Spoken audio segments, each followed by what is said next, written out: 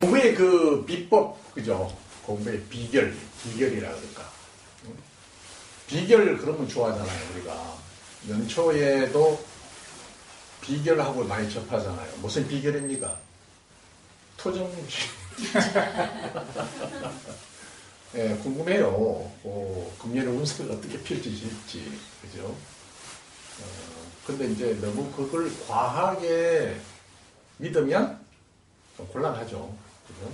그냥 뭐 궁금해서 한번 본 것 뿐인데, 뻔해요. 근데 토정 비결 보면 여름에 물 조심하고, 그죠? 뭐 조심하라는데 나쁠 건 없어요. 근데 이제 그런 것들을 너무 이렇게 과하게 이렇게 생각하고 믿으면 오히려 이제 생활에 불편함으로 다가와요. 여름에 물 조심은 늘 해야지만 그렇다고 친구들하고 아니면 가족들하고 모처럼, 그죠? 물놀이 갔는데 이놈은 토정비결에 보이 물 조심하고 해서 물 근처에도 못 가는 정도면 또 곤란하다, 그죠? 그래서 이 공부를 하면 일상생활도 굉장히 이렇게 건강하게 이렇게 중도적 관점으로 좋아지죠. 그러니까 중도는 이 공부가 한마디로 말하면 중도입니다. 중도. 그렇죠? 그래서 연기법도 또 선수행도 다 중도라고 해요. 이 자리를. 그래서 중도는 우리가 잘 알다시피 1차적으로는 실상 실상을 중도라고 합니다. 현실적으로 그럼 뭐가 실상이냐 도대체? 생각, 있다는 생각, 그죠? 없다는 생각, 생각이 있다는 생각만 일어나거나 없다는 생각만 일어날 수가 없어요. 이게, 그죠? 네. 그래서 늘 생각은 이렇게 쌍으로, 그죠? 동시에 쌍으로 생겨나요. 그래서 쌍생이라 합니다. 쌍생. 사라질 때도 동시에 사라지죠. 쌍생, 쌍열. 이렇게 이야기하는. 왜 쌍으로 일어나느냐? 그 다음에 물질과학, 이렇게 물리학에서도 쌍생을 다뤄요. 신기하게. 연계법이라는 것이 2600년 전에 발견된 이후로 지금까지 하나도 예외됨이 없어요. 신기해요. 물론 부처님은 사고 실험을 하신 거죠. 생각을 통해서 깨친 바. 그리고 이제 일체 모든 것들이 다 연기 현상으로 현상화된다. 사실은 무형상인, 이를테면 허공 같은 이해하기 좋게 마치 허공처럼 무형상인 진여가 형상화되는 과정을 연기작용이라 이렇게 이야기해요. 그러니까 진여, 그때는 이제 진여, 연기. 화엄경에서는 연기적 성기. 그러니까 선에서 주로 이제 초점을 두어서 일러주는 이것, 지금 소리를 듣고 있는 그것, 또 보고 있는 그것, 견문각지라고 하죠. 보고 듣고 말하고 생각하고 등등. 그 모든 행위를 하고 있는 그 핵심, 그 근원, 그걸 이제 바로 직지를 해서, 직지는 설명인 것 같은데 사실 설명은 아니에요. 그죠? 설명을 통해서 드러내는 것은 그 자체.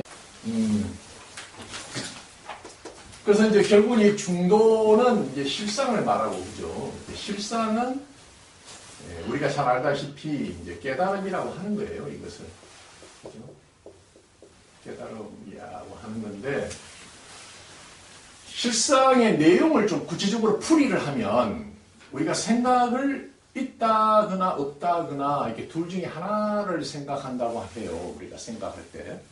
그런데 이미 있다라는 생각을 하려면, 떠올리려면 이 말이죠. 있다라는 그런 개념을, 관념을, 의미를 떠올리려면 사실은 있지 않은, 있다는 개념과 함께 생겨나요, 이게. 근데 그 중에 하나를 우리가 취사 선택을 해요.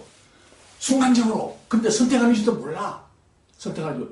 그냥 자동으로 그냥 선택을 하기 때문에. 그러면서 나는 있다만 생각하고 있어. 이렇게 하는데 사실 알고 보면 있다라는 생각과 없다라는 생각이 동시에 생겨나서 그 중에 나는 있다라는 쪽을 의식하는 거예요. 이 없다라는 생각도 같이 떠올려서 이것이 함께 있다는 생각을 미처 못해요. 그래서 이렇게 해서 늘 취사, 선택. 선택은 버리고 취하고 버리는 그 하나를 취하면 나머지는 버리는 게 돼요. 내가 나 안 버리고 싶은데 버리게 되고 우리 굳이 생각이 메커니즘이 이런데 우리가 그 젊을 때 연애 시절에 연애할 때도 그렇습니다. 그죠? 어떤 사람은 인기가 좋아서 이렇게 여성분이 이쁘면 남자들이 많이 그죠? 관심을 갖죠. 그러니까 결혼하기 전에는 의장 관리를 합니다. 그죠? 다 잊어버리는 것이 아니라 의장 관리를 하다가 마지막에 결혼하려면 두 사람만 할 수 없잖아요. 한 사람만. 근데 마지막 선택된 그 후보가 둘이가 남아. 그죠? 다 이렇게 추려내고 이 사람의 장점은 이런 거, 저 사람의 장점은 이래. 이 사람의 장점과 이 사람의 장점 다 갖춘 사람이 있으면 좋은데 그런 사람이 있습니까? 없습니까?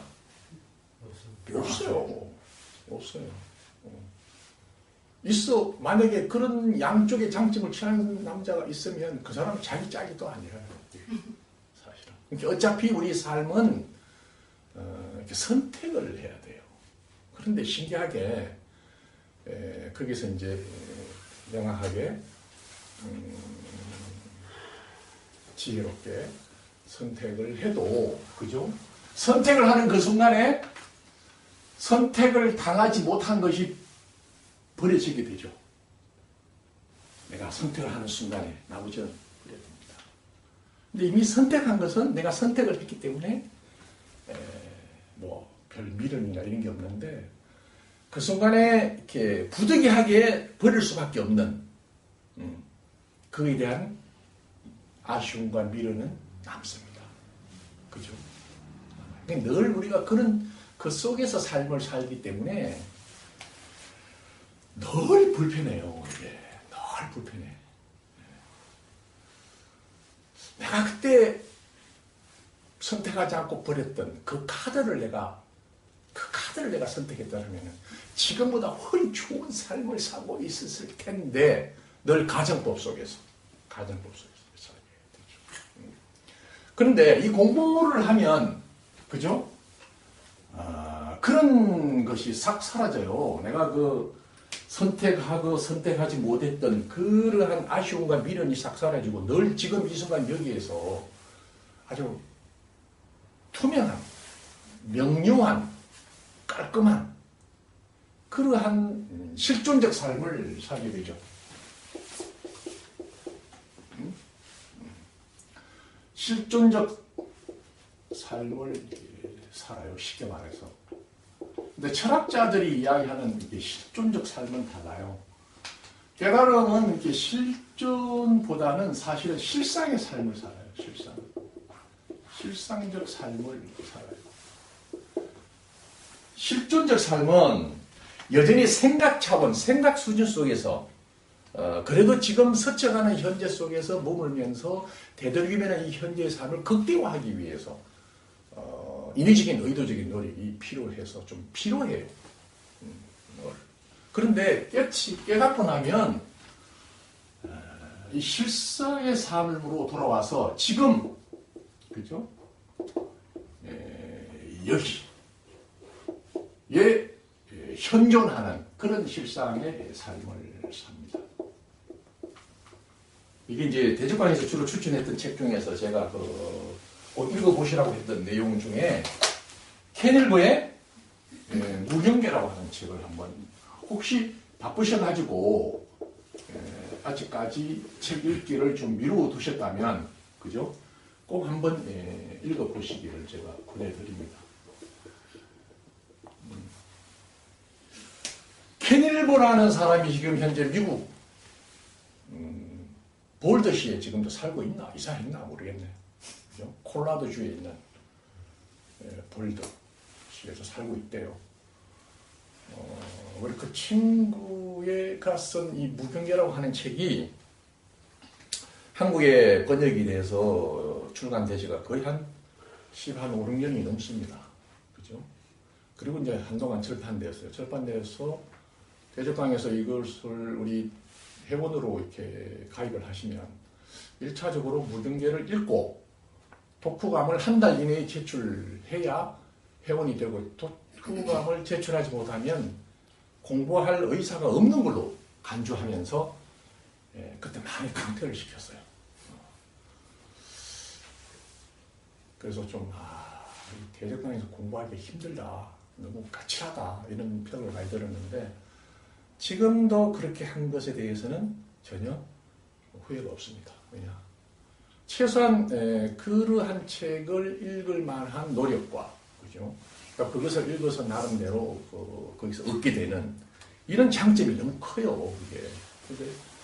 여기에서 보면 이 사람이 왜 이렇게 제가 이렇게 수많은 경전과 어록을 제쳐두고 이 무경계라고 하는 책을 읽어보기를 제가 거의 강요하다시피 권했냐 하면은 21세기의 영성 깨달음을 수행하는데 꼭 필요한 새로운 패러다임을 제시한 거예요. 이게 깨달음뿐만 아니라 지금까지 서양에서 발전시킨 심리학, 철학, 과학 이런 것과 전부 다 연계시키고 접목시켜서 좀 더 확장된, 깨달음이 뭐 확장이 어디 있겠습니까만은 그 전에 동양의 깨달음이 깨달음 깨자에만 한정되어서 이야기했다면 드디어 서양에서 불교가 들어가서 발전시킨 깨달음은 우리가 지금까지 학교 다니면서 배우고 있었던 모든 학문의 영역과 다 이렇게 연결시켜서 지금 흔히들 말하고 있는 융합 좋아하더만요. 융합. 불교에서는 원융이라 해요. 원융. 그런 학문으로 깨달음을 좀 더 포괄적으로 이렇게 포섭할 수 있는 그런 영역으로 새롭게 탈바꿈시켰어요. 그러니까 이거야말로 깨달음이야말로 정말 우리가 생활에서 필요한 것이다. 는 거죠. 그래서 이 책을 꺼냈고 이 책에서 보면 비로소 실존적인 삶과 실상적인 삶의 차이를 이렇게 해놨어요. 뭉크 플런스와 뭉크 스탄스 이렇게 해서 깨닫기 전에는 존재 실상을 깨닫기 전에는 시간이 마치 미래에서 현재에서 과거로 쏜사람같이 이렇게 빠른 물이 흘러가듯이 빠르게 흘러가듯이 그렇게 스쳐가는 현재처럼 느껴요. 지금 이 순간에 내가 존재하고 싶어도 그래도 비교적 지금 현재 이 순간에 내가 실존하기 위해서 애를 쓰고 있는 삶이 흔히 철학자들이 이야기하는 실존 철학이라고 실존적 삶이라고 본다면 깨달으면은 그렇게 애를 썼던 실존적 삶을 넘어서서 지금 이 순간 여기에 실존, 즉 현존하게 돼요. 현존. Now and here라고 서양 사람들이 좋아하거든요. 지금 이 순간. 그러니까 우리 의식이 참본성의 진여 불성은 사실은 시간도 공간도 다 끊어진 그리고 이 참본성의 진여 불성에서 시간이라는 관념과 공간이라는 관념을 이렇게 만들어내요. 깨닫고 보면 시간도 공간도 없습니다. 시간도 공간도 없고 시간도 공간이 사라진 지금 이 순간에 실제하는 실상의 발을 딛고 살아요. 그게 부처의 삶입니다. 그러니까 이 부처의 삶은 부처의 의식으로 부처의 삶을 사는 입장이라면 어떤 삶을 취해도 만족해요. 특징이 만족해요. 무엇을 선택을 해도 만족하고 선택을 하지 않아도 만족하고 뭘 버려도 취사 선택해도 그러니까 아주 대자유죠. 그리고 삶의 진실로 자기 삶의 주체적인 삶을 살 수가 있어요. 주체적인 삶을. 그러지 못하면은 옛날에 뭘 했을 걸 그러면 지금 훨씬 더 좋았을 걸. 물론 그런 생각을 하지 말라는 건 아닌데 왜 그러한 회한, 후회 이런 것들 때문에 지금 이 순간 여기의 삶을 상당 부분 놓치게 되죠. 그렇죠? 실존한 삶을 살지 못하고. 근데 실상을 즉 중도를 깨닫게 되면 나의 의식은 과거, 현재, 미래라고 하는 시간과 공간을 벗어나서 늘 분명히 있는 진여라고 하는 진여의식인 지금 현재 이 순간에 진실로 이렇게 살아가요. 웃어도 100%의 웃음을 웃으면서 만족스럽고 울어도 100%의 울음을 울으면서 만족스럽고 화를 내도 그렇고 무엇을 해도 만족스러워요. 이게. 그래서 뭐 자뻑하자는 공부는 또 아니에요. 그런 것이 아니라 전혀 내 내면에 이원적 분열이 된 그 갈등이 완전히 봉합되고 합일되고 하나가 된 그러한 의식 상태이기 때문에 부처님도 또 달마조사도 해능도 모든 깨친 사람이 이 소식을 함께 누리고자 이렇게 이야기를 가르침으로 전한 거죠. 근데 더 노골적으로 진실을 말씀드리면 이미 우리가 그러한 의식을 가지고 삽니다. 사실은 없는 게 아니고. 그런데도 몰라요. 왜? 우리 인류가 크로마뇽의 시절부터 지금까지 발달시켜온 그 의식의 중간 여정이 있어요. 지금 우리 의식의 발달 여정이. 그래서 전 이성 단계에서 이성 단계로 그 다음에 이성에서 초이성으로 이렇게 넘어가는 그 과정에서 지금 현재 이성 영역에 이렇게 와 있어요. 전 이성적 영역에서 지금 현재는 이성적 영역으로 그 다음에 우리가 이제 수행을 통해서 넘어가야 될 것이 초이성 영역. 이렇게 이 의식 영역이 이렇게 정리되는데 전 이성은 주관과 객관이 아직 분화가 좀 덜 돼 있는 미분화된 상태예요. 이게 기독교 성경을 빌려서 이야기를 드리면은 주객이 아직은 미분화된 상태, 의식 상태이기 때문에 어린아이, 천진난만한 어린아이의 그러한 심리 상태입니다. 그러니까 기독교 성경으로 말하면 주관, 객관이 그렇게 분화되지 않은 미분화 상태의 천진난만한 그런 동심의 세계에서 누리는 행복입니다. 그게 에덴 동산.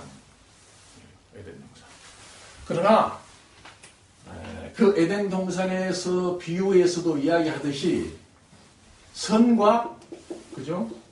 악을 선은 이런 거고 악은 이런 것이라고 하는 그러한 인지 능력, 인식 능력이 발달이 돼야 돼요. 우리 인류가.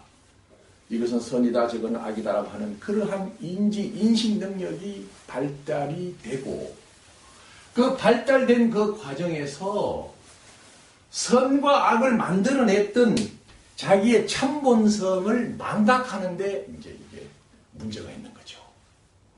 선이 이런 거고 악이 뭔지도 모르고 혼미한 상태에 주객 미분화된 상태에서 느꼈던 그 행복감이 선은 이런 것이고 악은 이런 것이라고 하는 것이 분명하게 차별되고 인지되고 분별되는 과정에서 우리는 선악 개념을 만들어낸 그 기저에 잃어버리지도 않고 있는 그 기저에 참본성이 진여불성이 망각되면서 생긴 번뇌입니다. 그것은 우리 인류가 이 초이성 영역, 즉 깨달음으로 가기 위한 여정 중에 어쩔 수 없이 겪어야 되는 하나예요. 이게 드디어 선악이라고 하는 분별관념, 쉽게 말하는 분별심에 빠져서 극심한 번뇌, 즉 고통을 겪게 되죠. 깨달음이 이 상태에서 이쪽으로, 즉 에덴 동산으로 가는 것이 아닙니다. 그죠? 가는 것이 아니고 이 이성 영역에서 다시금 이렇게 초이성 영역으로 다시 가는 여정이에요. 근데 이제 케니브 책에 의하면은 서양 사람들이 워낙 성령에 기반을 두고 그렇게 많이 익혀왔기 때문에 에덴 동산으로 다시 돌아가는 것이 마치 깨달음인 것처럼 착각을 하고 살았다는 겁니다. 근데 발달 심리학도 나오고 깨달음도 더 많이 발전되고 이러면서 이게 우리 의식의 발달 과정인데, 그죠? 이게 의식의 발달 여정인 거죠. 우리 인류 의식이. 이 여정임을 이제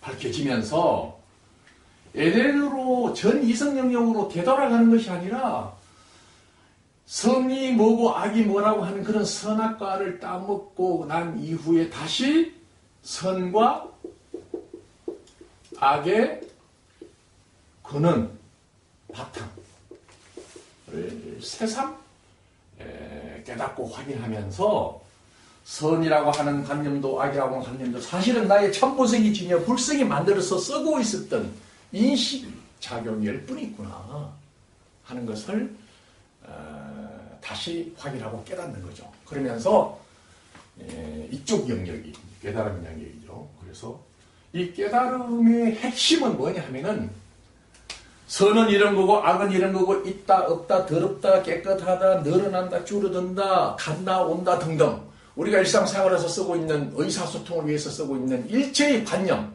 생각, 개념 이것들을 자유롭게 활용하고 쓰면서도 그 개념 속에 함몰되지 않고 그러한 개념을 만들어내고 있는 그는 바탕인 진여 불성을 깨달아서 내가 쓰는 말 어느 개념에 함몰되지 않고 자유롭게 내가 의사소통을 하면서도 그 말에 빠지지 않는 그런 자유로움을 느끼고 맛보는 겁니다. 그게 부처입니다. 부처. 그럼 상대적으로 중생은 뭐냐? 말을 하면서 그 말이 가지고 있는 개념, 관념에 빠져서 무엇이 이 말을 만들어내고 있는지를 잊어버린 거예요. 그러니까 사실은 괴로워할 일도 아니고 번뇌망상에 쩔 이유도 없는데 그죠? 스스로 그런 무엇이 그런 개념, 관념을 만들었는지를 망각해서 자기가 일으킨 그 생각에 빠져서 네가 나를 우습게 보나? 아이? 하고 이렇게 찌지고 볶고 싸우는 거죠. 그래서 그러한 실체적 관념 이게 이제 망상이고 실상을 모르는 이 망상 때문에 번뇌가 발생을 해요. 번뇌가 곧 고입니다. 이것으로부터 벗어나는 것이 이성적 영역에서 초이성 영역으로 늘어나는 이제 수행. 근데 이렇게 넘어가려면 이쪽으로 가려면 원래 이런 상태인데 이런 상태로 가기 위해서는 어떻게 해야 되느냐? 어떻게 해야 됩니까? 어떻게 해야 우리의 참본성을 회복하고 그야말로 원래의 자유로움을 회복하면서 부처의 삶을 살 수 있겠느냐 하는 겁니다. 대적강에서는 두 가지 길을 안내해 드립니다. 연기법과 이근원통, 선, 이근원통이라고 하는 수행법, 수행 방법이죠. 그러니까 수행법을 통해서 이렇게 가는 겁니다. 이렇게 사실 가고 보면 깨닫고 보면 본래 우리가 깨달아 있어요. 또 신기한 것은 깨달아 있어요. 본래 우리가 그러해요. 그러한 거예요 이게. 근데 이성 영역이 주는 그 이원적 시스템에 갇혀 있어서 몰랐던 것뿐이에요. 그리고 그러한 생각, 이원적 실제 관념도 누가 만들었느냐? 나의 참모성이 진여불성이 만든 거예요. 근데 진여불성이 생각을 실제적 관념을 만들고 스스로 실제적 관념을 뒤집어 쓰면서 몰랐던 거예요, 이게. 그래서 깨닫고 나면, 쟤도 그랬는데, 야, 어쨌든 간에 내가 깨닫고 나면 누가 이게 나를 이렇게 무명에 빠지게 했을까? 내가 진짜 따져야 되겠다, 진짜. 신이 됐든 누가 됐든 간에. 왜 그랬어, 도대체 나한테, 응? 요즘 TV 보니까 그 말 많이 나던데, 왜 그러세요, 저한테? 이렇게 하더만. 그죠? 그렇게 따지려고 배우고 했어요. 그렇게 딱 감춰놓고.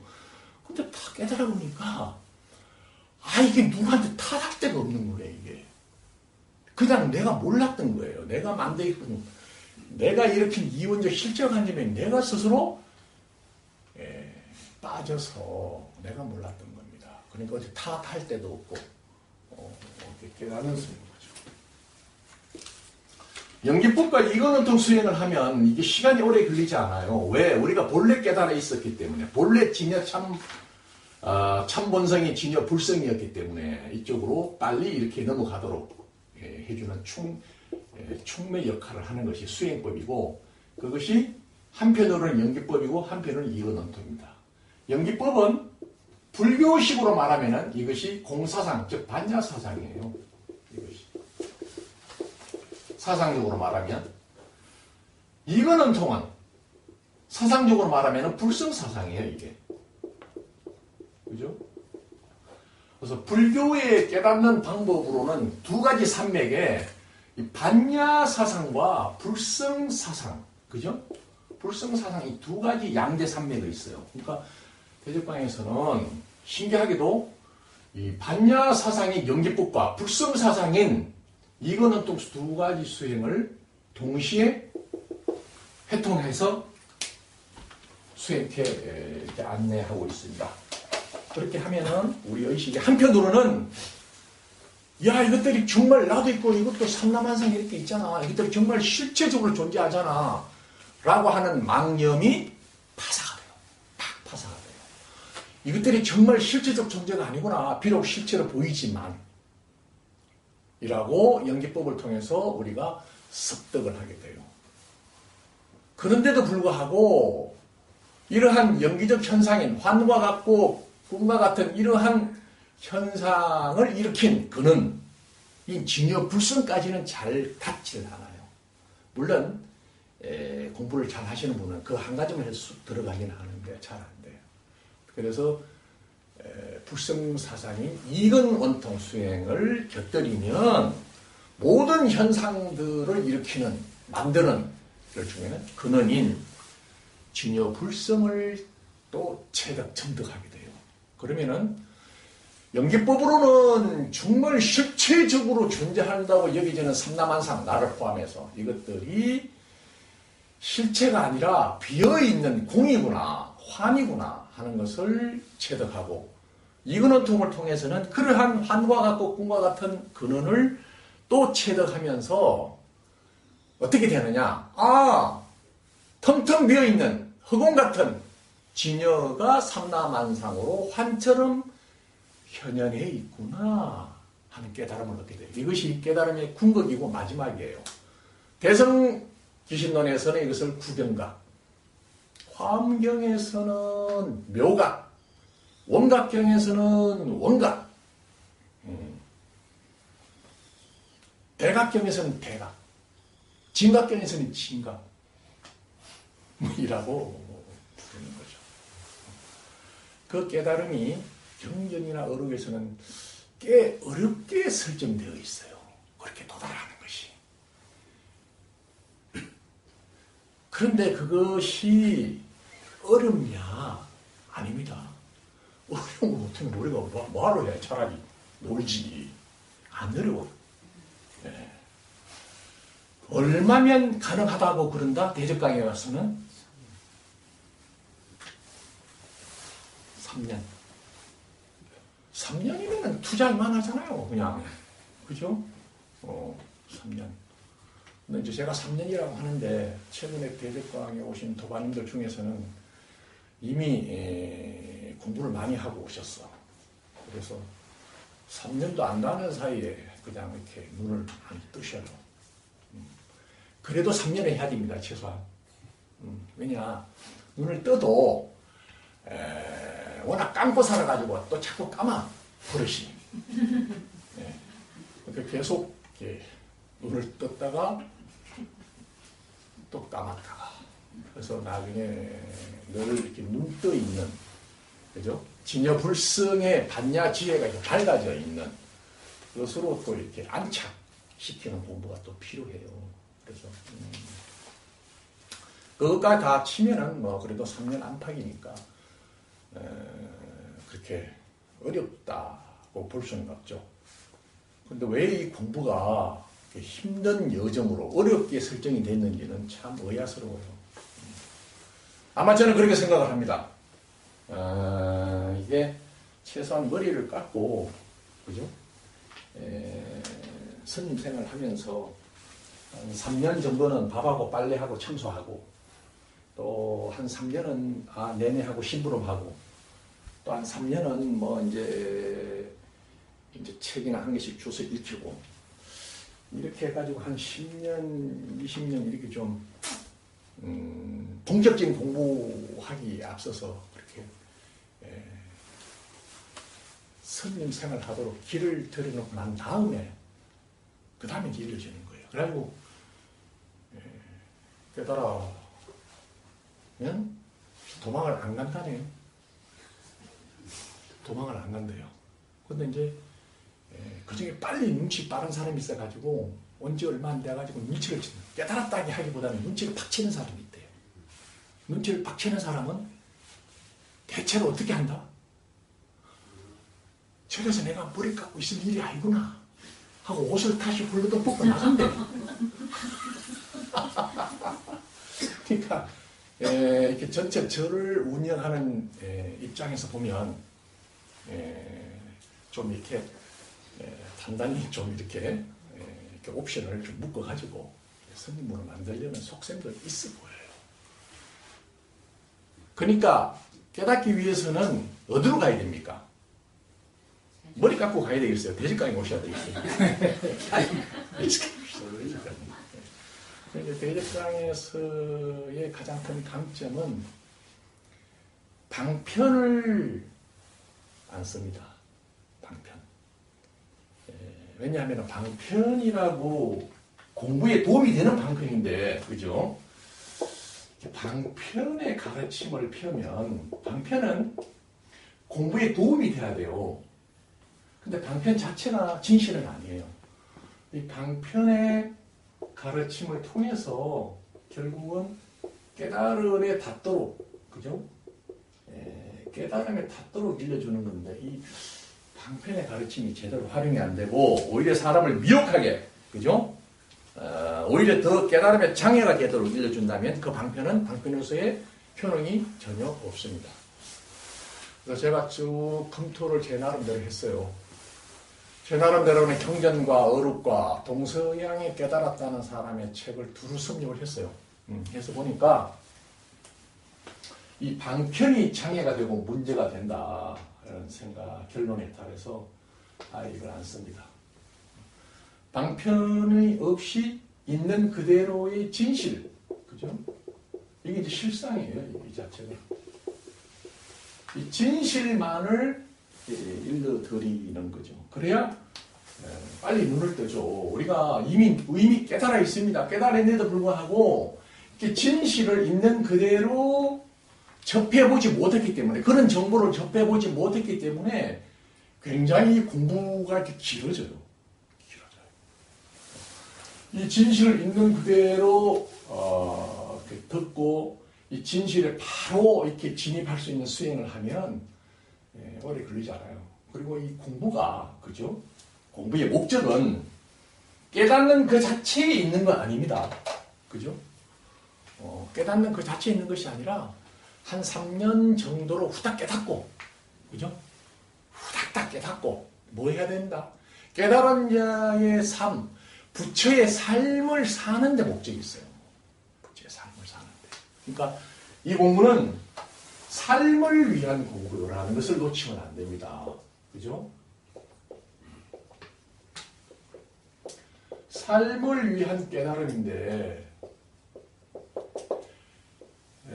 공부가 이제 이렇게 깨달음이 잘 안 되다 보니까, 처음에는 삶을 위한 깨달음이라고 생각을 하면서 접근했다가 깨닫지를 못하고 깨닫는 시간이 너무너무 오래 걸리다 보니까 깨달음을 위한 깨달음 공부가 되어버린 거예요. 그래도 괜찮아요. 그래도 깨닫기만 하면 괜찮은데 대개는 그 상태로 못 깨닫고 죽죠. 그죠? 못 깨닫은 채로 죽습니다. 못 깨닫고 죽으면 어떻게 됩니까?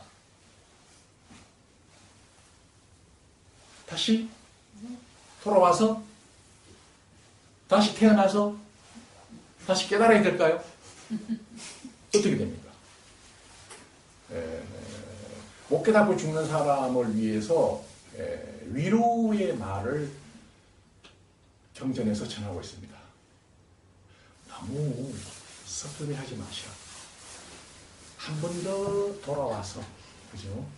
다시 윤회 환생해서 다음 생에 깨달으면 된다고 심심한 위로의 말을 전합니다. 근데 그거는 가짜입니다. 다음 생이 없어요. 다음 생이. 이번 생에 깨달아야 돼요. 이번 생에 못 깨달으면 어떻게 될까요? 다음 생도 없다는데 큰일 났네 지금. 여태까지 다음 생이 있다 싶어서 약간 밀어놨는데 이번 생에 대충 좀 껌 좀 씻고 면도칼 좀 이렇게 하고 그냥 다음 생에 와서 이렇게 하려고 했는데 네. 반드시 이번 생이 아니고 이번에 깨달아야 나의 삶이 아주 만족스럽고 자유롭고 어떤 것도 걸림없는 물질적 세상에서 이야기하는 부귀영화와는 비교할 수 없을 만큼 자족한, 만족한, 행복한 삶을 살아요. 그래서 금강경에 그 비슷한 이야기를 합니다. 처음에 저도 금강경을 읽고 참 죽은 놈도 뻥이 심하지만 있는 놈은 더 뻥이 심하네. 응? 이렇게 생각했던 적이 있어요. 삼천대천 세계에 칠보로 가득 채운 것보다도 그죠? 깨달음을 일러주는 구절, 한 구절 일러주는 것이 훨씬 더 값지다. 이렇게 이야기를 하잖아요.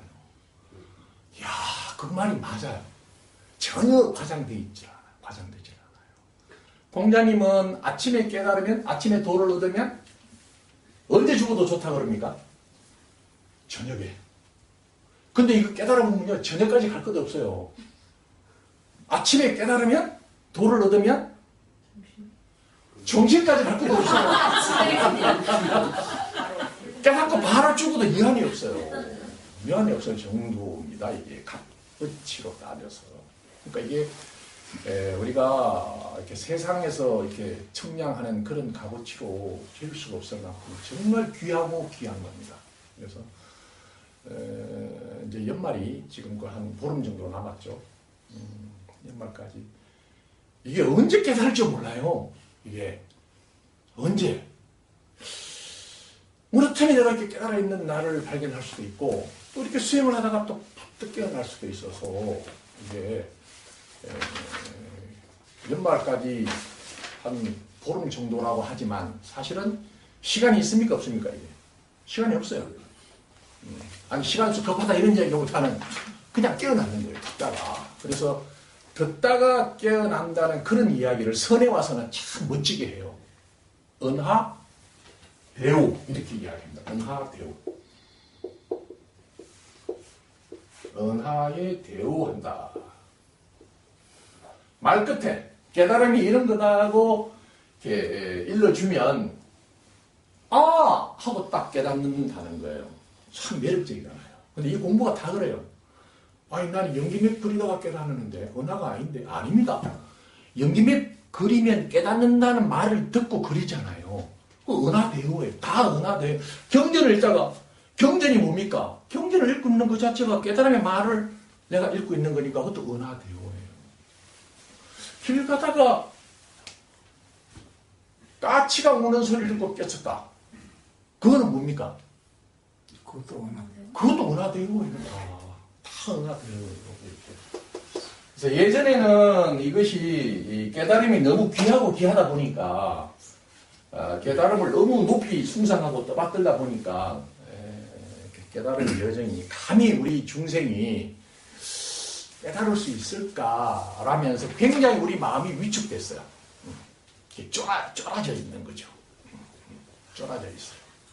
근데 누가 그렇게 우리가 깨닫기 어렵다고 이렇게 쫄게 만들었을까요?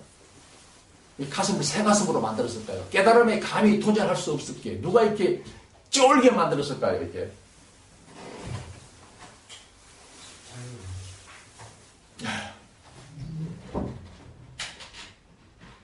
저는 스님들이라고 봅니다.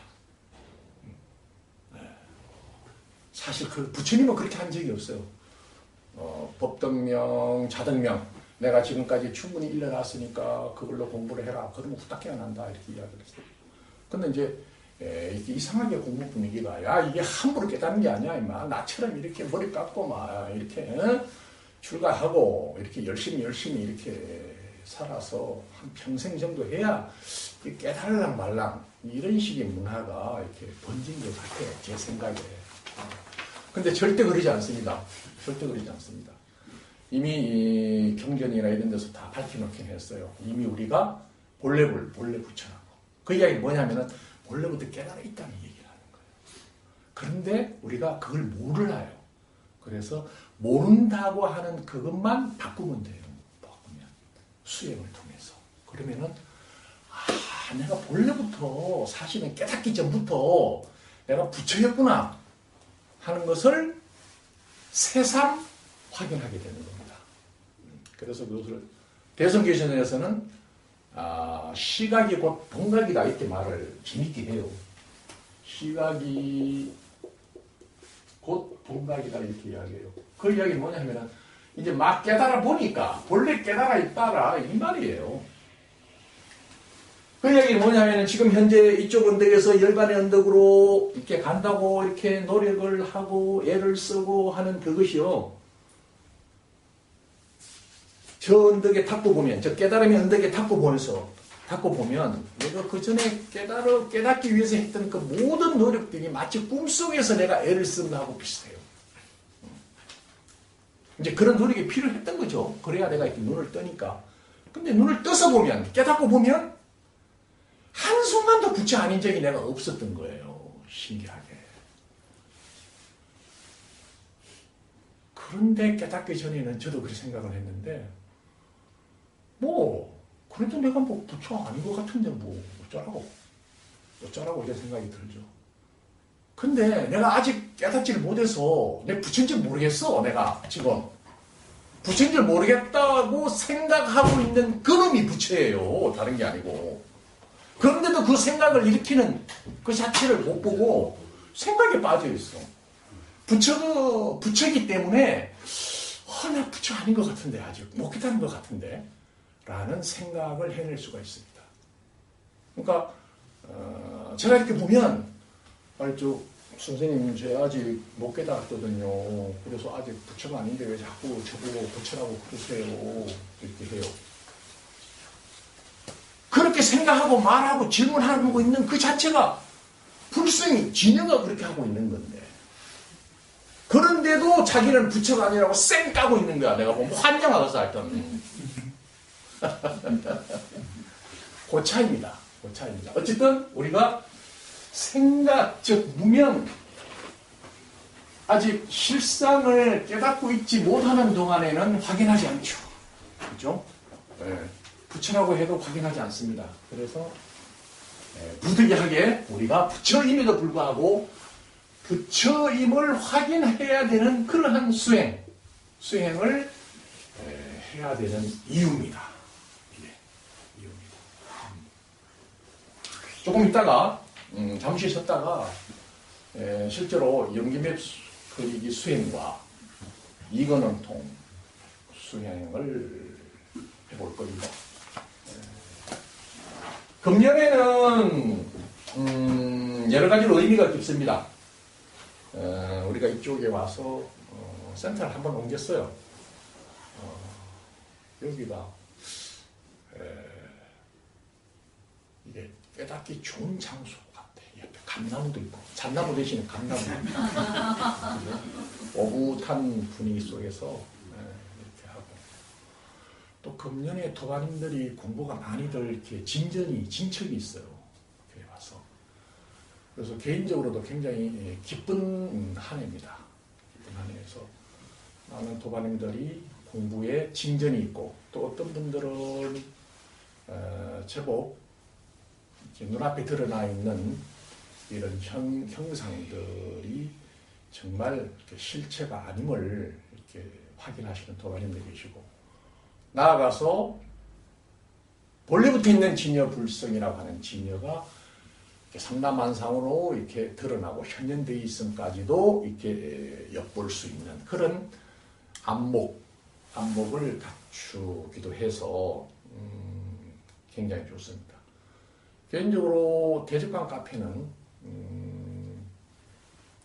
제가 이제 공부가 눈을 뜨고 난 다음에 처음부터 글을 쓰지는 않았어요. 왜냐, 혹시라도 내가 분명하고 너무 분명한데 혹시라도 잘못 안내를 하면은 안 된다는 어떤 강박관념, 어떤 의무감 이런 것 때문에 거의 한 5년은 경련과 어록 등등을 가지고 또 어떻게 일러주는지 이런 데에서 내가 꼼꼼하게 새삼 점검을 했어요.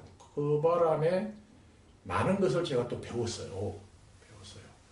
그러고 난 다음에 이제 카페를 열고 금년에 10년이 넘었습니다. 11년 차입니다. 지금 이제 카페를 연 지는.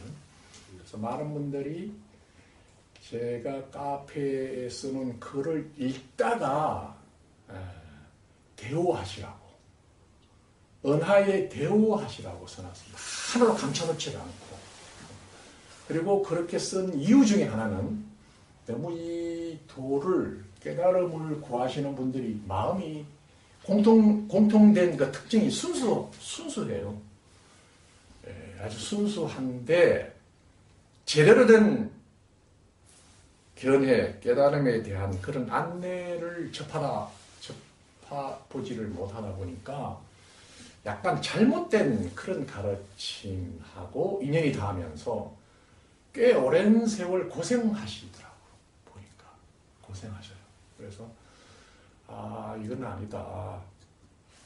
그래서 지금 영성의 시대거든요. 지금 우리가 알든 모르든 많은 분들이 깨어납니다. 동서양을 망간하고. 그래서 제가 알고 있는 모든 것들을 있는 그대로 솔직하게 진실하게 이렇게 제가 제 역량껏 드러내놓으로 해서 공부하시는 분들이 둘러가지 않고 시행착오를 되도록이면 줄여서 빨리 본래 부처의 성을 확인하는 그런 시간을 갖도록 나름대로 이렇게 애를 쓴 거죠. 이제 11년 차에 들어서 비로소 많은 도반인들이 제대로 눈을 뜨시는 분들이 나와서 특히 금년 한 해가 굉장히 보람된 한 해가 되고 내년은 더욱 그리라고 봅니다. 지금까지 제가 안내해 오면서 이 공부의 핵심되는 비법은 딱 한 3가지로 요약이 돼요. 3가지. 첫째는 발심입니다. 그죠? 1번. 발심, 깨닫고자 하는 마음이죠. 깨달아보고자 하는 마음을 내는 겁니다. 근데 이게 발심에도 강약이 있어요. 아니, 그냥 깨달으면 좋지 뭐. 이렇게 하는 발심도 있고, 정말 깨달아봐야 되겠다. 이런 발심도 있어요. 그런데 신기하게도, 이 깨달음이 대체적으로는 아주 진지하게, 그죠? 강한 발심인 사람이 빨리 문을 뜨는 경향이 있어요. 그러나 꼭 그렇지는 않아요. 그냥 깨달으면 좋겠는데 이러는데 깨달음을 일러주는 이 선지식이라 그럴까 안내자를 잘 만나면 또 이렇게 학교에서 공부하는 거하고 거의 같아요. 그냥 수학이고 국어고 영어고 그냥 공부 좀 해보면 좋지 이러다가 제대로 된 선생님을 만나면 어떻게 됩니까? 제대로 공부를 하게 되죠.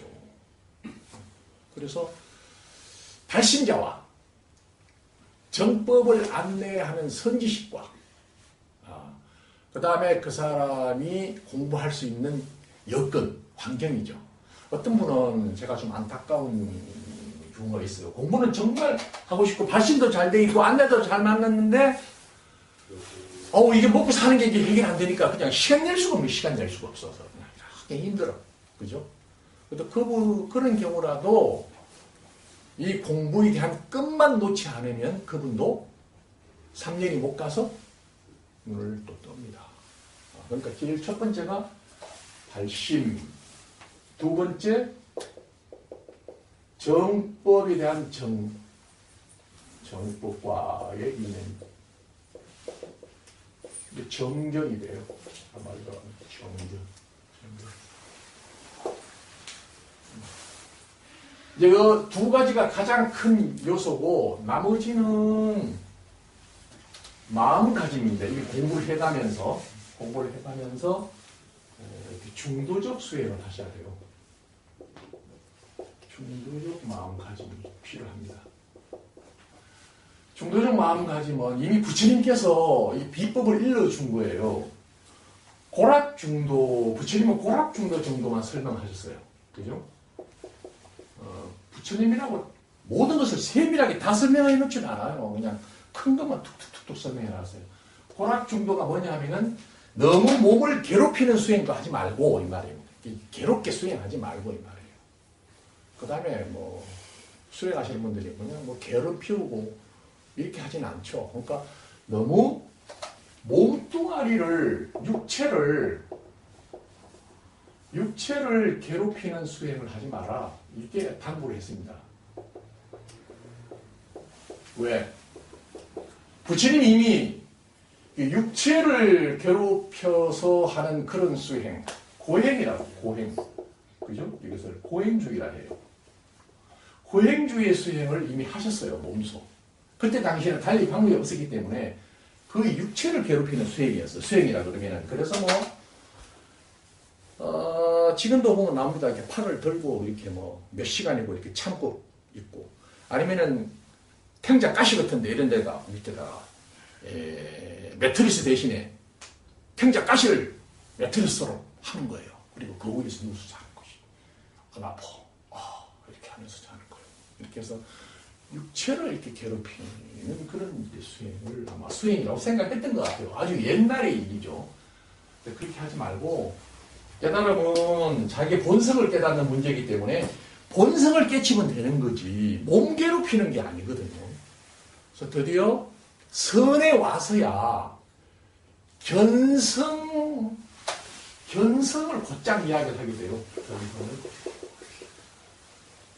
심지어는 삼매까지도 그렇게 달갑하지 않습니다. 예전에는 자기 본성에 깊이 몰입해 들어가는 삼매, 자기 본성에 깊이 몰입해 들어가는 것을 삼매성이라고 해요. 그게 깊이 몰입해 들어갔다가 그렇게 살 수가 없잖아요. 또 나와야지. 또 나와서 일상생활 하다가 또 수행을 하면서 깊이 들어갔다가 이런 수행이 위주였는데 그런 삼매 수행까지도 드디어 육조당제 해능에 와서는 이것을 필요가 없다고 이야기합니다. 이게 도움이 안 되는 건 아닌데 이것보다는 깨달으면 견성 아니잖아. 견성. 실상이 무엇인지를 알면 되는 것이지.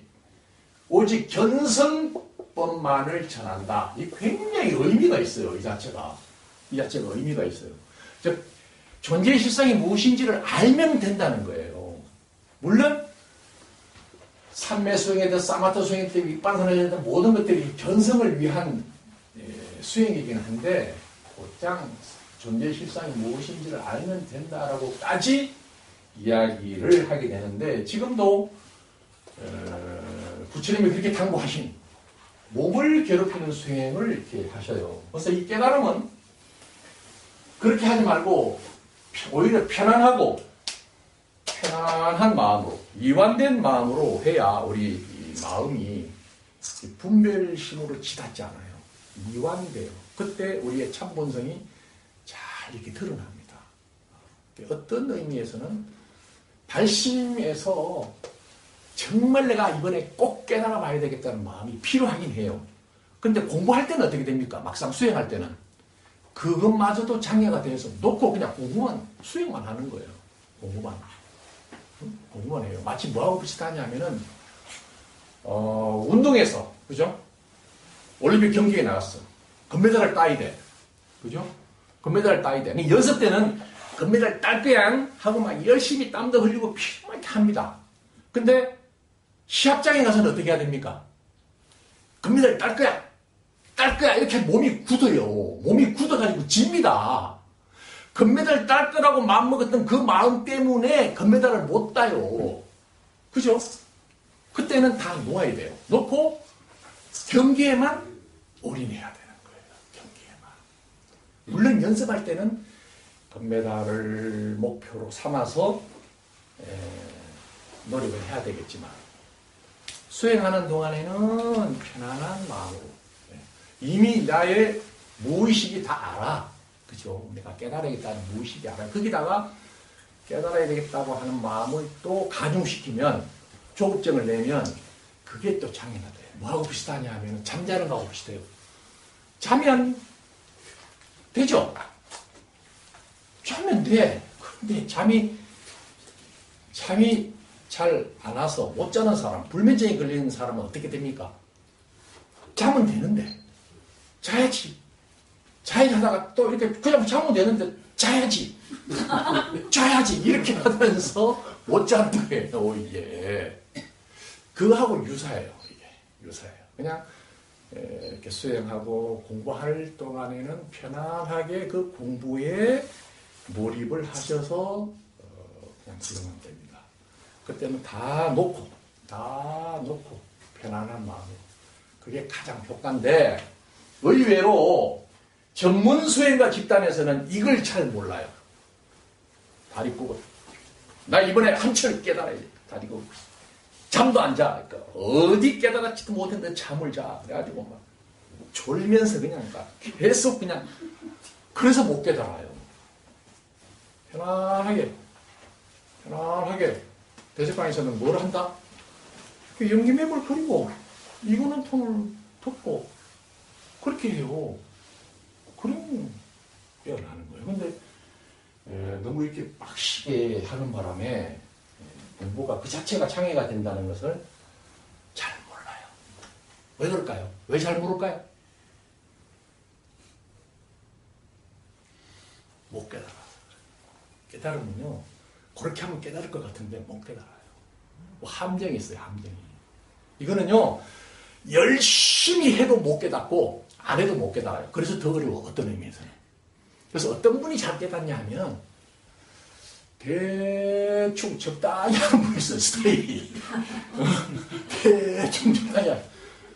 그런 사람이 잘 깨달아요. 근데 그런 사람이 깨달으면 누가 열받습니까 또? 열심히 하는 사람이 빡시게 하는 사람은 열받아. 이게 내가 깨달아야지. 저놈이 왜 깨닫는 거야 이게. 근데 이 메커니즘이 깨달은 메커니즘이 그래 생겼어요. 그래서 공부할 때는 마음을 편안하게 그냥 이렇게 귀만 기울이고 그죠? 그 다음에 연기법 수행을 하고 이원원통을 하면은 확 깨어나요. 왜 그러냐 하면 우리가 원래 깨달아 있기 때문에 그런 거예요. 깨달아 있기 때문에. 아닌 것 같죠? 깨달아 있기 때문에 그렇다니까요. 제 이 말을 듣고 있잖아요. 그놈이 깨달음 덩어리예요. 깨달음 자체예요. 진여불성이에요. 저를 이렇게 보고 있잖아요. 보고 있는 그놈이 진여불성이에요. 보고 듣고 말하고 있는 그 모든 것들이 이미 그대로 진여불성이에요. 그것만 더 눈을 뜨면은 되는 겁니다. 어떻게? 연계맵을 그리고 이거는 통을 하고, 그리고 전반적인 공부가 이렇게 정경이죠. 어떻게 하는 것을 들으면 이 세 박자가 갖춰지면, 그죠? 정경과 연계맵 수행과 이거는 통수행, 이 세 가지가 어찌 보면 또 삼일체가 된다, 그죠? 이 삼일체가 정말 싫었는데 학교 다니면서 그 영어 김학기 삼일체 지금도 기억나요. 빨간 카바로. 네, 이렇게 세 박자가 맞아떨어져. 대부분 여기에 대해서 구체적인 지침을 못 들어서 그냥 열심히 하는 쪽으로 그냥 치닫다 보니까 다리에 중도의 마음을 열지를 못해요. 그런데 신기하게도 우리가 인위적인 그런 공부로 열심히만 해야 된다는 것으로 우리가 세뇌가 되어 있어요. 이미 공부라 그러면은 막 열심히 해야 돼. 숙제도 하고 외우고 그래 답도 쓰고 이렇게 너무너무 그렇게 우리가 익숙하게 되어서 이 공부 깨달음도 그렇게 해야 된다고 짐작을 해요. 세간적 세상적 공부도 그렇게 열심히 해야 되는데 깨달음이야 오직 하랴 하는 선입견이 있어서 더 열심히 아예 안 자려고 들어. 깨달아 앉아야지 딱 이러고 있는 거예요. 너무 못 깨달아요. 왜 안 자? 자고 먹고 쉬고 사실 이게 깨달게 해야 되는 이미 깨달아 있는 거기 때문에 그 깨달아 있음을 확인하는 공부라는 것을 잊지 않아요. 얼마 남지 않은 연말까지도 열심히 정진을 하시고 또 내년에는 더욱 많은 보람들이 지금 막 깨어나고 계세요. 이때 깨달아야 됩니다.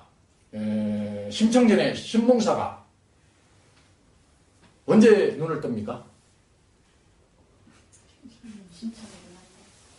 전국에 있는 신봉사를 다 잔치로 초대하지 않습니까? 그 신봉사가 성씨 심씨가 아니고 마음 심씨예요. 마음 봉사예요. 눈을 뜨지 못한 신봉사예요. 신봉사. 그 신봉사가 누군가 눈을 먼저 뜹니다. 누가 떴다 그러면 어떻게 됩니까? 어이? 걔가 떴는데 왜 내가 못 떠? 이렇게 되잖아요. 굉장히 중요해요. 지연이 떴다 하는 거지. 오래전에 떴으니까 나하고 관계없고 도반이 같이 공부하다가 뜨면 어떻게 됩니까? 이게 남의 일이 아니야. 이게는. 누구는 인삼 뿌리 먹고 나는 무 뿌리 먹었네. 이러면서 확 하고 떠져요. 이게 굉장히. 그래서 전체 도반님들이 이미 부처지만 새삼 부처임을 확인할 때까지 다 함께 격려하면서 다 같이 성불의 맛을 즐기는 축제의 장으로 열어가도록 기원합니다. 잠시 쉬었다 하겠습니다.